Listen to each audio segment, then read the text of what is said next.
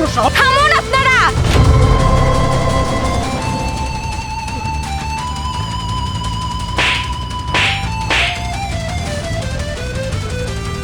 Madam, সামান্য এই মাঝির বাচ্চার জন্য আপনি আমাদের গায়ে হাত তুললেন? হ্যাঁ ম্যাডাম, ওই 2 টাকা মাঝির জন্য আপনি আমাকে চড় মারলেন। হ্যাঁ ম্যাডাম, আপনি সামান্য এই মাঝির জন্য আমাদের গায়ে হাত তুলতে পারেন না। হ্যাঁ, এই সামান্য মাঝের জন্যই তোমাদের গায়ে হাত তুললাম। উনি শুধু সামান্য মাঝি না, ওনার আরেকটা পরিচয় আছে। উনি হলেন আমার বাবা। তার মানে সামান্য মাঝি আপনার বাবা? হ্যাঁ, এই সামান্য মাঝি হলো আমার বাবা। আর এই যে আমি ইঞ্জিনিয়ার হয়েছি না, শুধুমাত্র এই সামান্য মাঝি ভাবার জন্যই। আর আপনারা যে আমাকে ম্যাডাম ম্যাডাম বলে ডাকছেন না, শুধুমাত্র এই সামান্য মাঝি বাবার জন্যই আমি আজকে ম্যাডাম হয়েছি। আর এই যে উনি সামান্য মাঝি বলে আপনারা যেইভাবে ওনাকে মারলেন, এইটা তো আপনারা মোটেও ঠিক করেননি। কারণ একজন শিক্ষিত মানুষ জেনে বুঝে এরকম ভুল কাজ কখনোই করবে না। আর আমি যে ওই জায়গায় পড়ে গিয়েছি, আমি তো ইচ্ছা করে পড়িনি, এবং কি উনিও তো আমাকে ধাক্কা দিয়ে ফেলে দেয়নি। এটা একটা অ্যাক্সিডেন্ট হয়ে গেছে, তাই বলে আপনি ওনাকে এইভাবে মারবেন?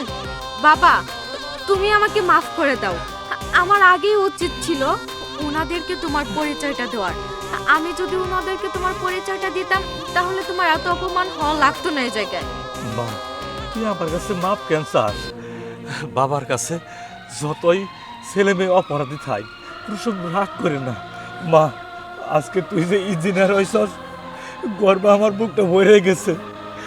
মাঝের মেয়ে ইঞ্জিনিয়ার হইছস। মা, আমি তোর লাগে দোয়া করি তুই অনেক বছর বেঁচে থাক মা। আর সন্তান যতই অপরাধ করুক, বাবা মা কখনো মনে রাখে না মা। ম্যাডাম, ভাইজান, আমাকে ভুল হয়ে গেছে গা, আমাকে মাফ করে দেন। আমরা বুঝতে পারিনি আপনি ম্যাডামের বাবা।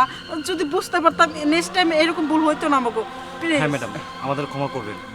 হ্যাঁ ম্যাডাম, আসলে আমরা বুঝলেই কি না বুঝলেই কি, তারপরেও তো বাবার মতো মানুষের গায়ে আমাদের হাত দেওয়া উচিত নয়।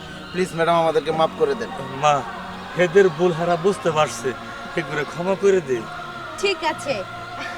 তবে ম্যাডাম, একটা কথা না বললেই নয়, আপনার বাবা যে সামান্য এই মাঝিগিরি করে আপনাকে এত বড় অফিসার বানিয়েছে, এতে কিন্তু আমরা তাকে সেলুট জানাই।